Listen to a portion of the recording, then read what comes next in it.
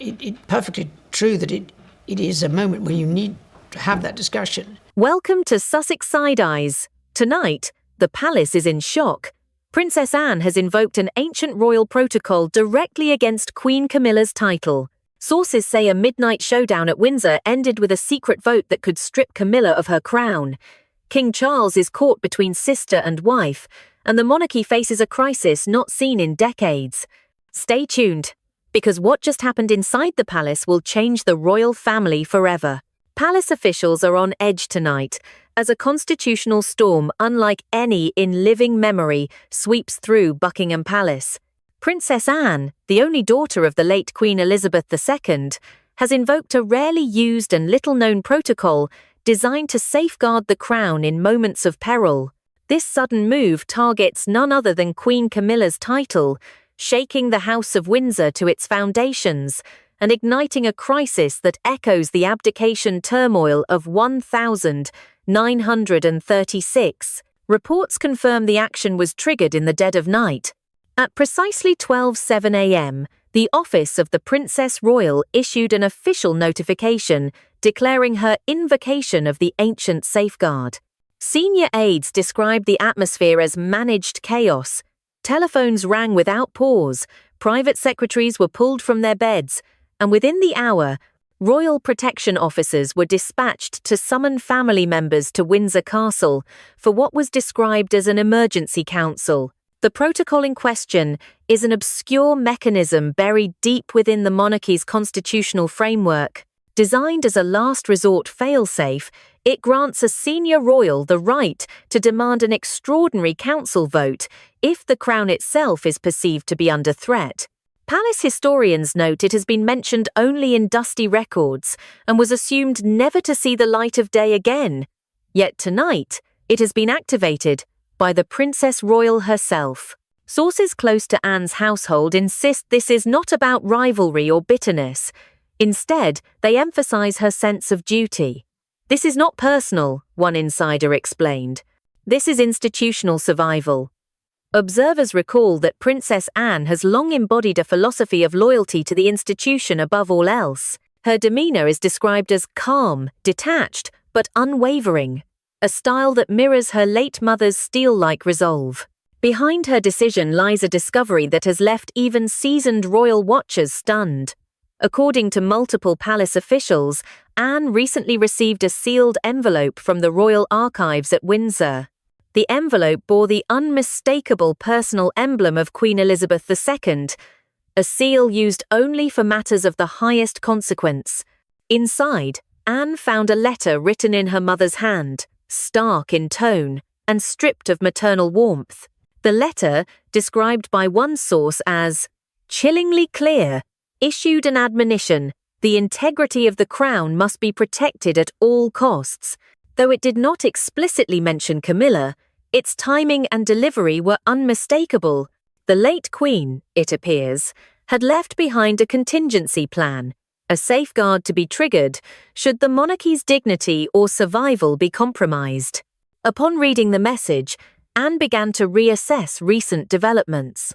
She noted how ceremonial roles had been subtly reassigned, how advisors aligned with Camilla were rising in prominence, and how private briefings once overseen by traditional offices were quietly redirected.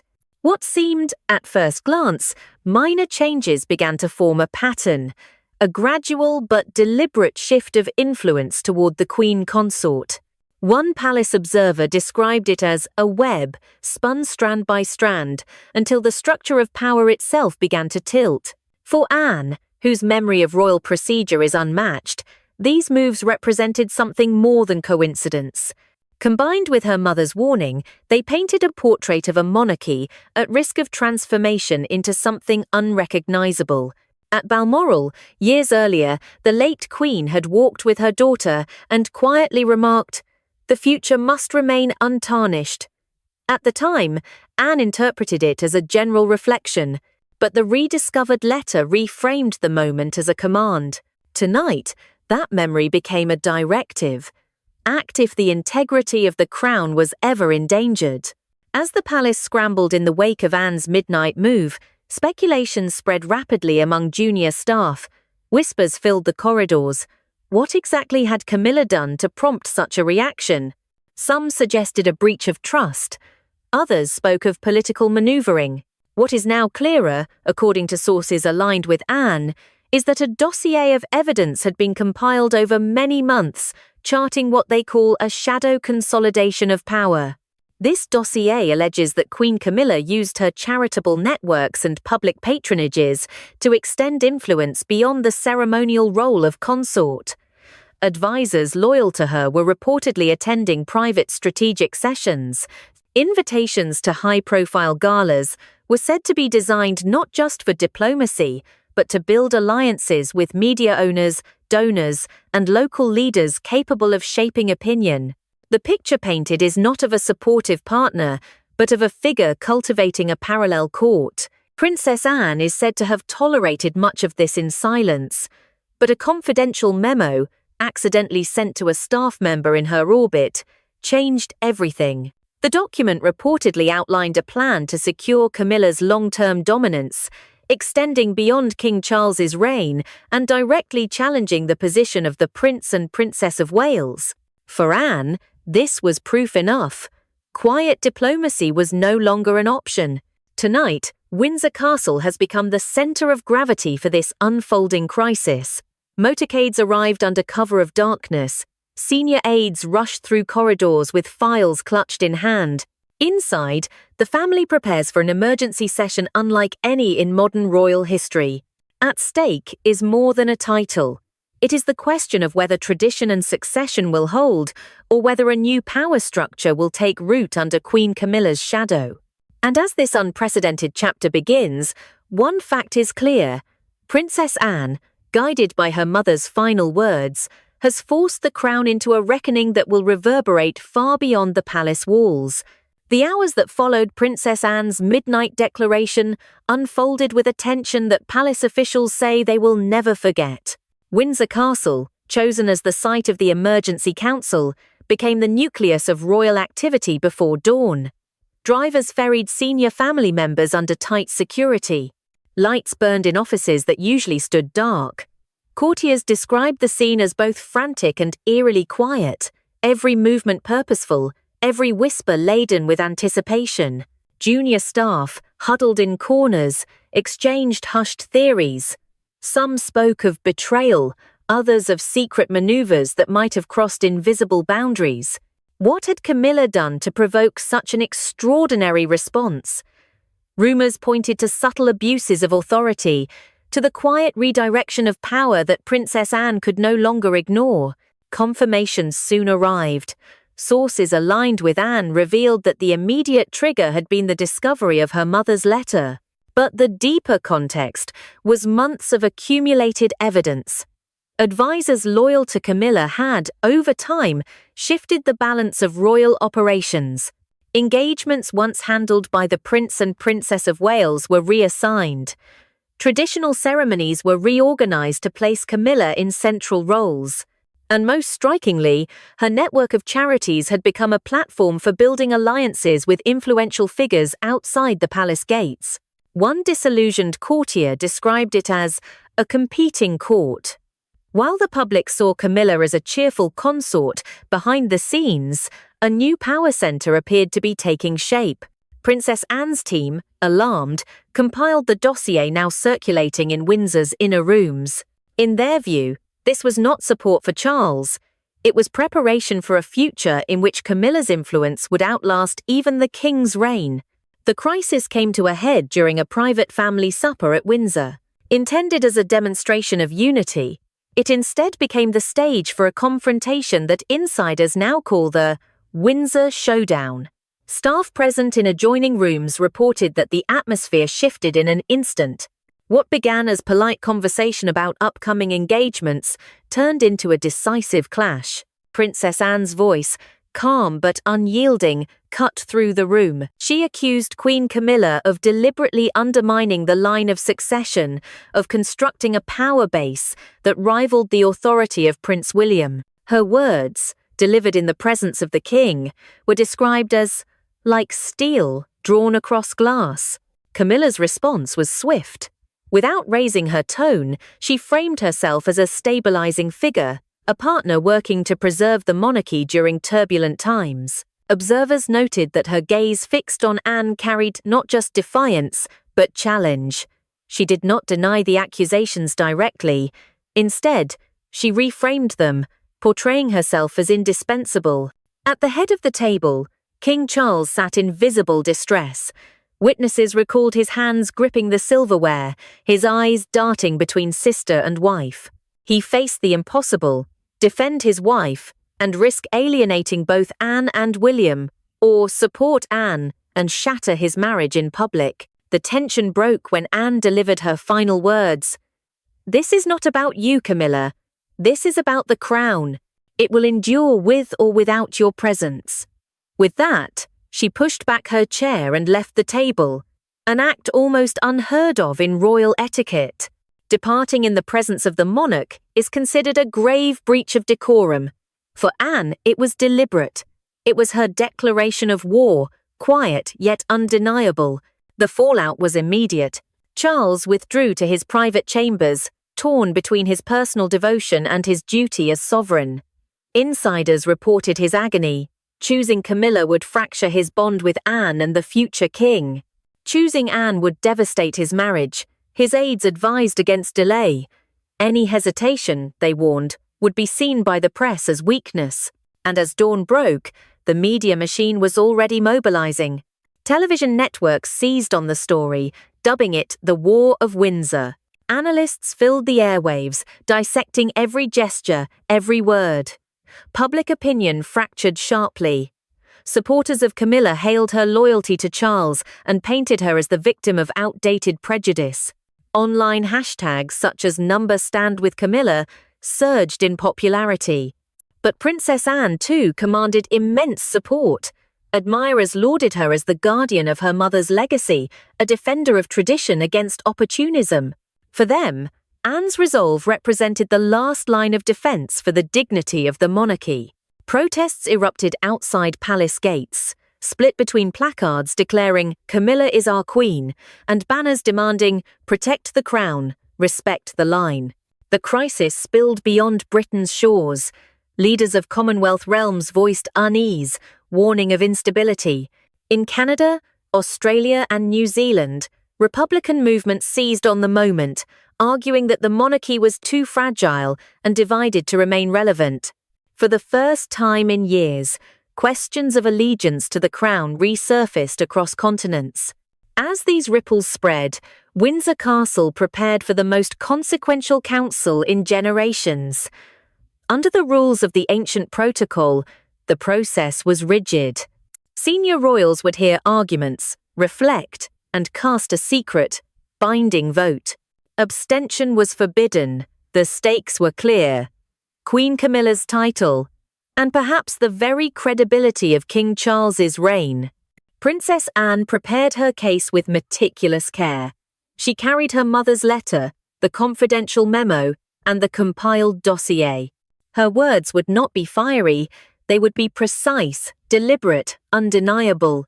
Camilla, meanwhile, stood ready to defend herself, insisting that her actions had always been in service to the king, that her vision was to modernize and preserve the monarchy.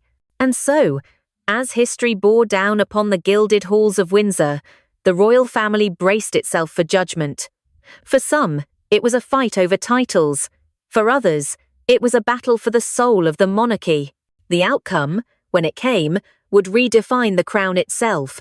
The emergency council convened in Windsor under a shroud of secrecy, but the weight of history was unmistakable.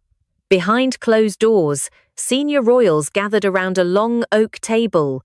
The atmosphere was charged, not with ceremony, but with consequence. What had begun as whispers in the corridors had now become a constitutional reckoning. By protocol, Princess Anne rose first to present her case. Her delivery was not theatrical.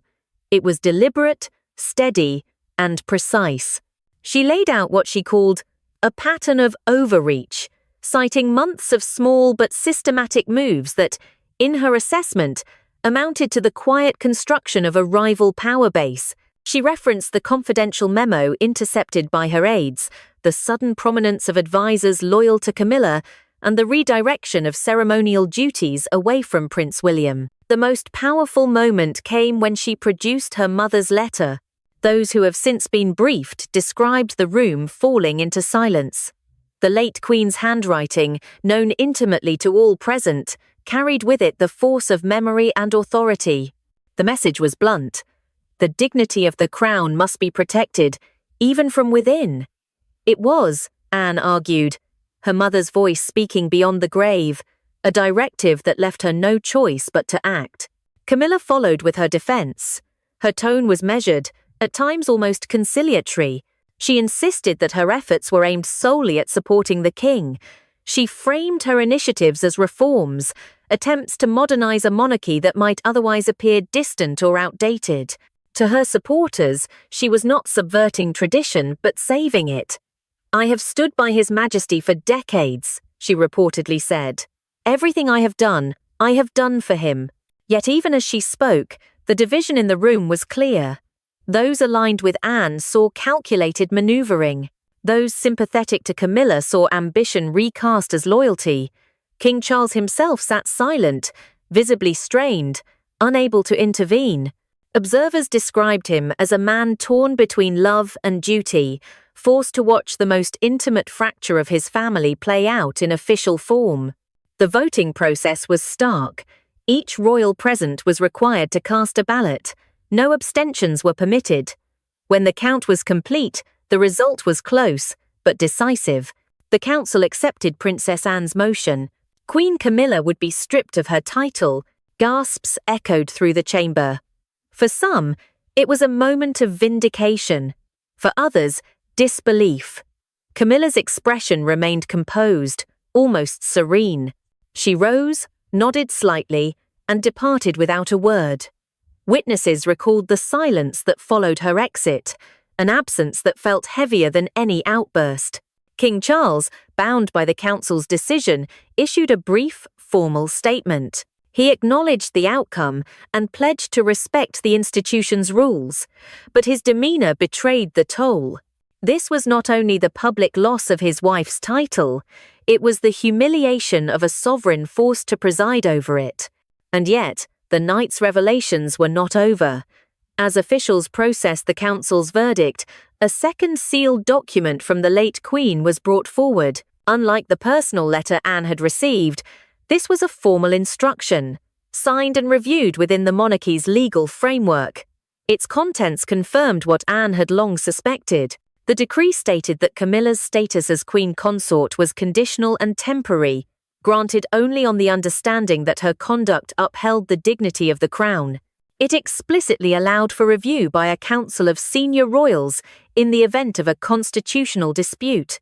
Far from acting as a rogue agent, Anne had in fact executed her mother's safeguard exactly as intended.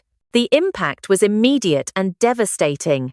Detractors who had accused Anne of rebellion were silenced. She was no longer merely the challenger of Camilla's role. She was the executor of Elizabeth II's final will. Camilla's demotion to Princess Consort was not a personal defeat. It was the fulfillment of a condition established by the monarch herself. For Camilla, the consequences were profound. Though she remained the king's wife, every public appearance would now be shadowed by the memory of the title she once held and the authority she had sought to secure. For Charles, the loss was both personal and political. He had dedicated decades to securing public acceptance of Camilla, only to see it unravel in a single night. Beyond the walls of Windsor, the shockwaves spread quickly. News networks broke into regular programming. Analysts framed the decision as one of the most dramatic reversals in modern royal history. Crowds gathered outside Buckingham Palace, some cheering, others protesting. Across the Commonwealth, leaders issued cautious statements. In nations already debating Republican futures, the verdict was seized upon as evidence of royal fragility. Inside Britain, the public divide sharpened. Camilla's defenders painted her as a casualty of outdated tradition, a woman punished for loyalty and resilience. but Anne's supporters celebrated her as the guardian of her mother's legacy, the steady hand that had done what no one else dared. Hashtags surged on both sides, transforming the crisis into a digital battleground. The monarchy had survived the night, but not without cost. The illusion of unity, carefully maintained for years, lay shattered. What remained was a family exposed, its fractures now visible to the world. Princess Anne emerged not triumphant, but resolute. For her, the outcome was not victory, it was duty. She had acted as her mother instructed, at great personal and familial cost. In the eyes of many, she had preserved the crown. Yet in doing so, she had altered it irrevocably. And for King Charles, the dilemma only deepened. The decision may have safeguarded the institution, but it left him isolated, between the sister who enforced it and the wife who bore its consequences. The crown had been defended, but the royal family would never be the same. The morning after the Windsor Council, the United Kingdom awoke to headlines that dominated every front page. Camilla stripped of Queen Consort title blared across tabloids and broadsheets alike. News anchors, their tones grave, declared it the most consequential constitutional crisis since the abdication of Edward VIII. At Buckingham Palace, the flags flew at half-mast in what aides described as a gesture of reflection, not mourning. Yet the symbolism was not lost on the public. For decades, the monarchy had prided itself on continuity. Now, in a single night, continuity had been shattered, replaced by uncertainty. Princess Anne kept her public silence. Her office issued only a single statement, confirming that the decision had been made in accordance with the late Queen's instructions and the Council's binding authority. To many, her silence spoke louder than any speech. She had executed her duty and now retreated from spectacle, allowing the institution itself to absorb the shock. Queen Camilla, however, chose visibility. Later that day, she appeared alongside King Charles at a scheduled engagement in Gloucestershire. She arrived without fanfare, her expression composed, her demeanour steady. Gone was the regalia of a queen consort. She bore the simpler style of princess consort, yet her presence was unmistakably defiant. Observers noted the applause she received from some in the crowd, a reminder that, despite the council's ruling, she retained a reservoir of public support. But the tension was evident. King Charles, visibly weary, kept close to Camilla, their hands brushing in subtle displays of unity. It was a performance as much as an appearance, a message that, though the institution had ruled against her title, their marriage remained intact. Still, even sympathetic commentators admitted the sight carried undertones of resistance. The monarchy was fractured, and its fractures were on display. Prince William and Princess Catherine, by contrast, stayed out of sight. Their absence was interpreted as tacit alignment with Princess Anne's position. Sources close to Kensington Palace suggested that William had quietly supported his aunt during the crisis, viewing Camilla's growing influence as a direct challenge to his future role. He understands, one insider remarked, that the crown must pass to him unencumbered. Public reactions split sharply. Outside Buckingham Palace, rival groups gathered. Some held placards reading, "Anne saved the crown." Others waved banners demanding, "Respect Camilla." Social media became a battlefield of hashtags. Number, "Defend the Crown," versus number, "Justice for Camilla." Commentators warned that the monarchy had stumbled into a culture war, one it was ill-prepared to fight. Internationally, the fallout was swift. In Canada, a senior minister declared that the fragility of the monarchy is plain for all to see. In Australia, Republicans reignited campaigns for a referendum. In the Caribbean, leaders openly questioned whether allegiance to a monarchy consumed by family quarrels still served their nations. The Commonwealth, once bound by reverence for Elizabeth II, now faced questions of loyalty to a fractured house. Meanwhile, inside palace walls, staff worked overtime to contain the damage. Senior aides debated strategies. Should they present the decision as a reaffirmation of tradition or as a necessary modernization? Both narratives were tested in carefully worded press releases.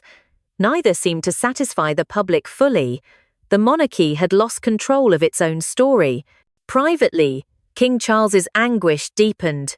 Accounts from those close to him describe a man torn apart, bound by his oath as king to uphold the council's ruling, yet bound by his vows as husband to stand beside Camilla. He confided to advisers that he felt betrayed, not only by Anne's intervention, but by the shadow of his mother's decree. It was as though she reached from the grave. One aide quoted him as saying, "and struck the crown from my wife's head."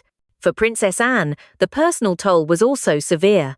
Though she had secured the crown's integrity, she had done so at the cost of family unity. Private friends say she has no illusions about reconciliation. She knows that her relationship with her brother is irreparably strained, yet she remains steadfast. This was never about affection, one confidant explained. It was about the oath she made to her mother and to the crown itself. In Parliament, murmurs began to rise. Though constitutional experts agreed the council had acted within its rights, some MPs questioned whether the monarchy could weather such instability. The Prime Minister, cautious but firm, called for respect of the royal family's private deliberations. But the opposition seized the moment, demanding transparency. If the monarchy governs no laws, then why should it be shielded from scrutiny? One member asked. The crisis had spilled from Windsor's closed chambers into the heart of public life. It was no longer merely a question of titles, it was a question of legitimacy. Could a family divided still serve as a symbol of national unity? Through it all, Princess Anne remained unflinching. She continued her scheduled engagements, cutting ribbons, visiting hospitals, speaking to veterans. Her composure became a contrast to the palace chaos, reinforcing her image as the monarchy's quiet anchor. Analysts noted that, in the eyes of many, she now carried the aura once held by her mother, the figure of duty above all else. Yet the storm was far from over. Legal scholars warned that Camilla might appeal the decision, challenging its constitutional standing.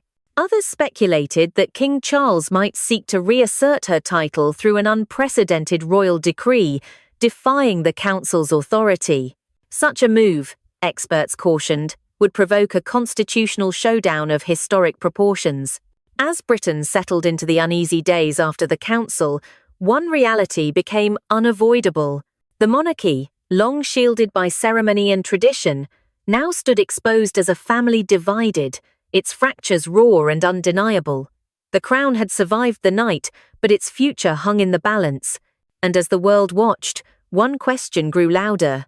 Had Princess Anne preserved the monarchy, or had she triggered its slow unravelling? The days that followed brought no calm. Instead, the monarchy entered uncharted waters. Every move, every silence, every gesture was dissected on television panels and in newspapers worldwide. Buckingham Palace, usually the symbol of stability, now seemed more like a fortress under siege. King Charles attempted to steady the ship. He delivered a televised address from the Blue Drawing Room, short, formal, and carefully worded. He acknowledged the council's decision, pledged loyalty to the crown's constitutional rules, and urged the public to maintain faith in the institution that has endured for centuries. His words were dutiful, but his tone betrayed strain. Observers noted his clipped phrasing, his drawn features, and the tremor in his voice. For many, it was not reassurance but confirmation. The king was weakened, torn between his oath as sovereign and his devotion as husband. Queen Camilla remained visible, attending selected engagements with Charles but avoiding solo appearances. Each outing drew polarized reactions. Supporters applauded her resilience, while critics viewed her presence as a challenge to the council's ruling. Commentators agreed on one point. She was determined to remain a figure in public life, title or no title. Princess Anne, in contrast, avoided the spotlight. She continued her duties with quiet precision, visiting schools, hospitals, and charities, without addressing the crisis directly. Yet her presence carried weight. Crowds greeted her with signs declaring, "Defender of the Crown." analysts described her as embodying the late Queen's ethos: silent, steady, unyielding. The rift within the family widened. Reports from palace insiders confirmed that relations between Charles and Anne had grown icy. Conversations were reduced to formalities. Attempts at reconciliation were quietly abandoned. Prince William, though careful in public, was believed to align firmly with his aunt. He sees her action as a shield for his own future reign, one source noted. It cleared the path. Public opinion settled into hardened camps. Polls revealed a monarchy more divided in perception than at any point in recent memory. Older generations leaned toward Charles and Camilla, citing loyalty and compassion. Younger Britons, by contrast, voiced admiration for Anne's defense of tradition and William's restrained stance. The monarchy, once a symbol of unity, had become a mirror of generational divides. The international dimension deepened the pressure. Commonwealth leaders pressed for clarity on the monarchy's future role. Australia announced it would accelerate discussions on a republic referendum. In Canada, voices once muted grew louder, questioning the relevance of an institution mired in family conflict. Caribbean nations, long ambivalent, openly debated cutting ties. Constitutional experts warned that the monarchy faced not just an internal crisis but an existential one. What we are seeing, one historian told the BBC, is the unravelling of mystique. The Crown's power has always rested not in law but in perception. When perception falters, continuity falters with it. In the midst of this storm, an extraordinary revelation surfaced. Archival documents, released under a scheduled review, confirmed that Queen Elizabeth II had indeed left detailed instructions for the protection of succession. Among them was a handwritten note addressed to her heirs. The monarchy must remain above ambition, above rivalry, above self. If the crown is ever endangered by those within, duty must prevail over affection. The note, authenticated by archivists, vindicated Princess Anne beyond dispute. She had not only acted lawfully, but in strict accordance with her mother's final guidance. Support for her surged once more, casting her as the monarchy's guardian at a time of peril. But vindication came with consequences. Her relationship with Charles remained fractured. Camilla's diminished role persisted as an open wound, and the institution itself, though momentarily preserved, bore scars that could not be hidden. In the weeks that followed, Britain adjusted to its new reality. Camilla appeared less frequently. Anne's stature grew, though she never claimed triumph. Charles pressed on, carrying the burden of a crown defended yet damaged. And William and Catherine quietly assumed more public duties, projecting an image of the monarchy's future. The crisis had ended, but the reckoning continued. For many, the lesson was clear. The monarchy is no longer untouchable. For others, it was a reminder of resilience, that even in its darkest hour, the institution found a way to preserve itself. Yet one truth remains undeniable. In invoking an ancient safeguard, Princess Anne forced the crown to confront its deepest fault lines. She upheld her mother's final command, altered the course of history, and revealed a family as human as the nation it serves.